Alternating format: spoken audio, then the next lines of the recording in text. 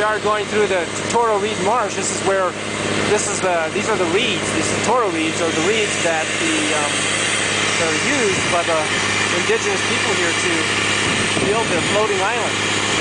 We're entering a floating village where a number of these floating islands were gathered together for tourists to visit.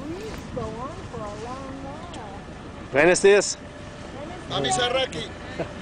There's a floating island that we'll be visiting.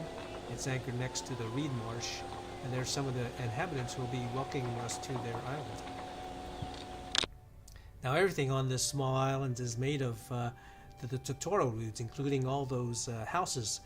But of interest is on the island to the right there's this dark brown cube, and what that is a block of Totoro reed roots and mud which they cut out in blocks from the bottom of the marsh.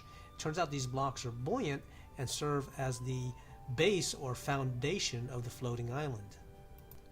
Now they cut out a whole bunch of these blocks and they lash them together with wooden stakes and rope until they get the size of the island that they want. And then they start putting the Totoro reeds on top of these blocks in a crisscross manner for strength and stability. Now if you take a closer look at the side of the floating island, you can see the bottom darker part are actually those blocks of roots and mud, and on top of it are those Totoro reeds. As I mentioned, pretty much everything on the island is made of Totoro reeds, including their houses. And they were nice enough to allow us to take a peek inside one of their houses. Notice the light bulb at the top and that little TV on the right hand side. What powers these devices is solar power. One of the few things not made of Totoro reeds on the island are these solar panels, which provides them a little bit of electricity, mainly at night.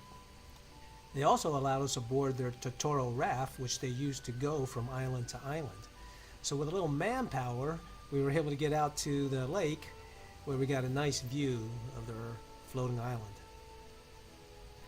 The Oris Islanders were wonderful, and even though they couldn't speak a lot of English, they were very hospitable and very friendly, and we had a great time.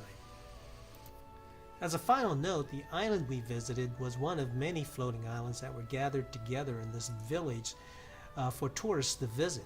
However, there are a number of the Oris people who do not want their floating island visited by tourists, and so they position themselves much further out into this vast lake, where they live by themselves like they have been doing for many centuries.